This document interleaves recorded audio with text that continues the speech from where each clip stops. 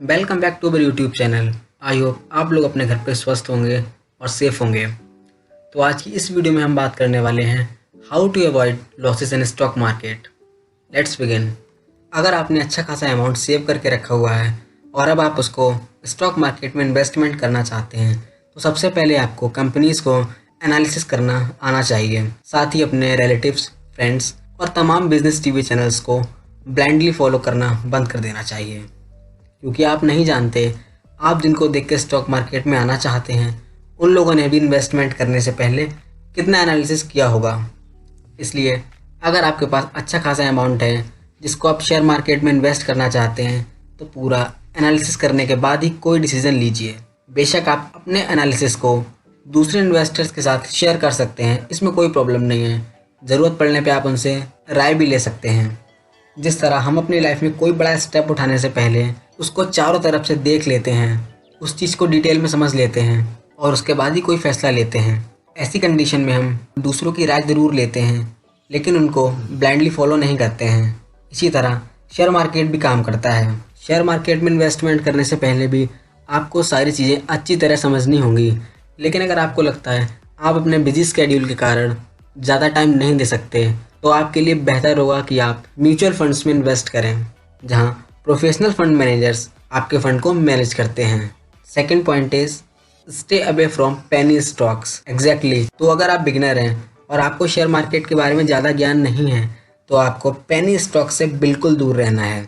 बहुत सारे investors, specially beginners, जो लोग कम अमाउंट से ट्रेड स्टार्ट करना चाहते हैं, वो स्टार्टिंग में पेनी स्टॉक्स की ओर ज़्यादा अट्रैक्ट हो जाते हैं। यानी जिन स्टॉक्स के प्राइस 20 से 25 रुपए से कम होते हैं उनको बाय करने लगते हैं बिना कोई एनालिसिस किए। ऐसी कंडीशन में उनको लगता है 500 या 1000 रुपए के 10-20 स्टॉक खरीदने से बेहतर है 5-10 रुपए वाले 100-200 स्टॉक्स खरीद लिए जाएं। कुछ बिगनर को ये भी लगता है जिन स्टॉक्स की प्राइस कम होती है वो नई कंपनीज होती हैं, लेकिन ऐसा बिल्कुल नहीं होता है। जिन शेयर्स के प्राइस 10-20 रुपए से कम होते हैं उनमें बहुत सारी कंपनी ऐसी भी होती हैं जो सालों से स्टॉक मार्केट में लिस्टेड होती हैं, लेकिन कंटिन्यू खराब परफॉर्म देने के बाद उनकी प्राइस 10-20 लेवल पर आ चुकी होती है। साथ ही उनका मार्केट कैपिटलाइजेशन भी कम हो चुका होता है।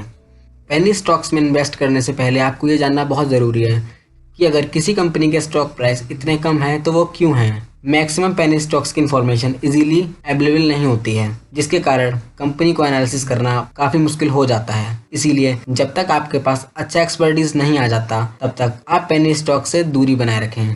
Third point is patience. अगर आप सारे सक्सेसफुल इन्वेस्टर्स की लिस्ट उठा के देखेंगे तो उनमें एक चीज़ कॉमन है, दैट इज पेशेंस, यानी सब्र। सही वैल्यूएशंस पर स्टॉक खरीदने के लिए आपके पास पेशेंस होना बहुत ज़रूरी है, क्योंकि जब हमारी जेब में पैसा होता है तो हम जल्दबाजी में कोई भी स्टॉक्स किसी भी वैल्यूएशन पर खरीद लेते हैं। अगर हम सबसे सक्सेसफुल इन्वेस्टर वॉरेन बफेट की बात करें तो उन्होंने कहा था कि जितनी उनकी सक्सेसफुल इन्वेस्टमेंट्स हैं उससे ज़्यादा कैश उनके पास है।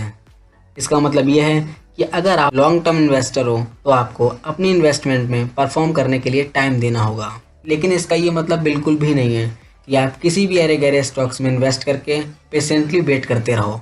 Next point is don't start with large amount of capital. बहुत सारे बिगनर्स लार्ज कैपिटल के साथ स्टॉक मार्केट में अपनी शुरुआत करते हैं। मार्केट में नए होने के कारण बहुत सारी चीज़ें प्रैक्टिकली उन्हें पता नहीं होती हैं। साथ ही स्टार्टिंग में मैक्सिमम बिगनर्स के पास सफिशिएंट एक्सपर्टीज भी नहीं होती है, जिससे लॉसेस होने के चांसेस ज़्यादा हो जाते हैं। इसीलिए शुरुआत हमेशा स्मॉल अमाउंट के साथ करनी चाहिए। Last but not least, stay away from tips provider. जब हम स्टॉक मार्केट में कदम रखते हैं उस टाइम हमें स्टॉक मार्केट की ज़्यादा नॉलेज नहीं होती है और इस सिचुएशन में अधिकतर बिगनर टिप्स बेचने वालों के चक्कर में आ जाते हैं और उनकी टिप्स के आधार पर काम करना शुरू कर देते हैं, जो कि बिल्कुल गलत है। और इस तरह के नए नए स्कैम्स अक्सर सामने आते रहते हैं। इस सीरीज़ की शुरुआत हमने स्पेशली बिगनर्स के लिए की है जिनको स्टॉक मार्केट की ABCD भी नहीं आती है। तो मैं आपसे रिक्वेस्ट करना चाहूँगा इस सीरीज़ की कोई भी वीडियो मिस ना करें।